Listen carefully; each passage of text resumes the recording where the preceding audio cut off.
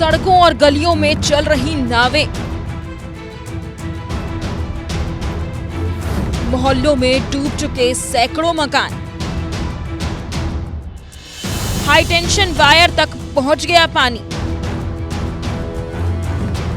प्रयागराज में बाढ़ में फंसी जिंदगानी। ये तस्वीरें संगम नगरी प्रयागराज की हैं, उसी प्रयागराज की जहां कुछ दिनों पहले भव्य और दिव्य महाकुंभ का आयोजन हुआ था। शहर की व्यवस्था दुरुस्त करने के लिए सरकारी खजाने का मुंह खोल दिया गया था, लेकिन पहली बारिश ने बेहाल हो रहे प्रयागराज का हाल देश दुनिया के सामने ला दिया। तस्वीरें देखेंगे तो आपको जलमग्न हो चुके मकान और गलियां नजर आएंगी। प्रयागराज के छोटा बघाड़ा इलाके में बंद मकानों की पहली मंजिल डूब चुकी है। लोगों ने ऊपरी मंजिल पर ठिकाना बना रखा है। नावों के जरिए जो मदद पहुंच रही है, उसी के सहारे जिंदगी गुजर बसर हो रही है। जिन सड़कों और गलियों में फर्राटे से गाड़ियां दौड़ती थी, वहां बाढ़ के पानी का कब्जा है, इसलिए सड़कों और गलियों का नाम और निशान तक मिट चुका है। नावों के जरिए लोग काम चला रहे हैं और जरूरत के लिए कहीं आ जा रहे हैं। बताया जा रहा है कि संगम नगरी प्रयागराज में गंगा और यमुना दोनों नदियां खतरे के निशान से 1.5 मीटर ऊपर बह रही हैं। अभी भी गंगा और यमुना का जलस्तर तेजी से बढ़ रहा है।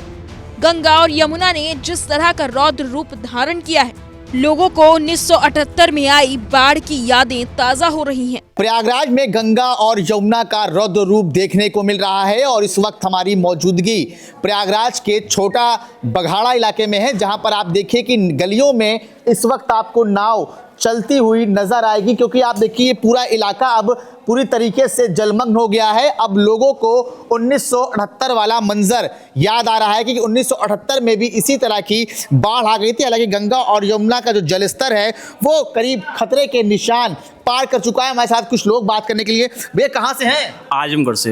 भैया कितनी समस्याओं का सामना करना पड़ रहा है आपको? सर 3-4 दिन से बाढ़ आ गई यहाँ पे है, तो हम लोग सोचे पानी का स्तर इतना ज़्यादा नहीं बढ़ेगा, तो हम लोग का यहाँ पे हम लोग पढ़ाई करते हैं। लेकिन प्रशासन की तरफ से तो लोगों को बाहर निकाला जा रहा है, आप अभी तक क्यों नहीं गए? सर हम लोग सोचे कि 1-2 दिन में गंगा जी की स्तर कम हो जाएगा, जिससे हम लोग का पढ़ाई में बाधा नहीं होगा, लेकिन गंगा का स्तर बढ़ता ही जा रहा है। जिला प्रशासन के मुताबिक जिले में 107 शहरी मोहल्ले और गांव बाढ़ की चपेट में हैं। कई गांव का संपर्क शहर से कट गया है। 159 नावों का इंतजाम लोगों को बाढ़ ग्रस्त क्षेत्रों से निकालने के लिए किया गया है। एनडीआरएफ, एसडीआरएफ और जल पुलिस ने मोर्चा संभाल रखा है।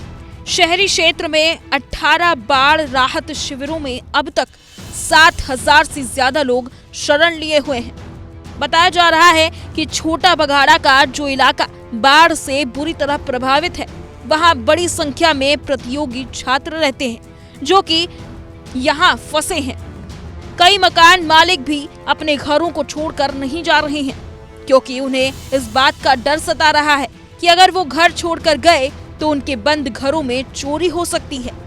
हालांकि अगर हम छोटे बघाड़े की बात करें तो छोटे बघाड़ा एक ऐसी जगह है जहां पर सबसे ज़्यादा स्टूडेंट रहकर यहां पर पढ़ाई करते हैं, क्योंकि इसी के बगल में इलाहाबाद यूनिवर्सिटी है और कई छात्र यहां पर ऐसे हैं जो परीक्षा की तैयारी भी करते हैं। लेकिन जहां पर छात्र किराए से रहते हैं, अब वो एरिया आप देख सकते हैं पूरी तरीके से अब जलमग्न हो चुका है। यानी कि यहाँ पर सिर्फ आपको घरों के अलावा अब पानी ही पानी दिखेगा। और तस्वीरों में देखिए कि यहाँ पर कुछ समाज सेवी लोग हैं जो यहाँ पर लगातार खाने पीने का सामान अपने तरीके से बांट रहे हैं। हालांकि प्रशासन की तरफ से भी हर संभव मदद का आश्वासन दिया जा रहा है। लगभग 26 बाढ़ राहत शिविर केंद्र बनाए गए हैं, 88 बाढ़ चौकियां बनाई गई हैं। लेकिन जिस तरह से अब गंगा और यमुना का जलस्तर लगातार बढ़ रहा है, तस्वीरों में सबसे पहले हम आपको दिखाएंगे कि देखिए यहाँ के जो नागरिक हैं, यानी कि स्थानीय लोग हैं, जो वो किस तरह से यहाँ पर लोगों को पानी है, ब्रेड है, दूध है, केला है, वो लोगों तक पहुँचा रहे हैं। क्योंकि जिस तरह से पानी लगातार बढ़ रहा है, कई दिनों से लोग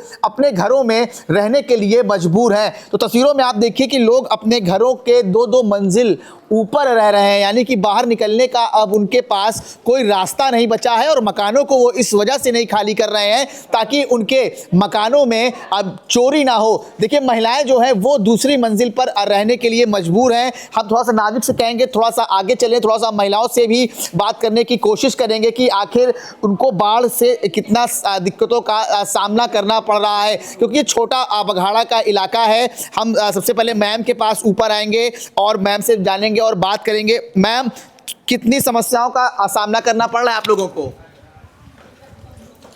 मैम बताइए, कितनी समस्याओं का सामना करना पड़ रहा है? अरे बस इस सामने का एक तल बूढ़ गया है, बाहर के रहने वाले हैं हम लोग। तो मैम कितना पानी है ये, मतलब कितना मंजिल पे हैं आप लोग अभी? दूसरे मंजिल पर हैं। तो आप देख सकते हैं कि छोटा बघाड़ा का जो इलाका है वहां पर अब लोग दूसरी मंजिल पर रहने के लिए मजबूर हैं। प्रशासन के दावों के बावजूद कई इलाकों में अब तक प्रशासनिक मदद नहीं पहुंची है। हालांकि स्थानीय स्तर पर जनप्रतिनिधि और समाज सेवी लोगों की मदद के लिए नाव के जरिए जरूरी सामान मुहैया करा रहे हैं।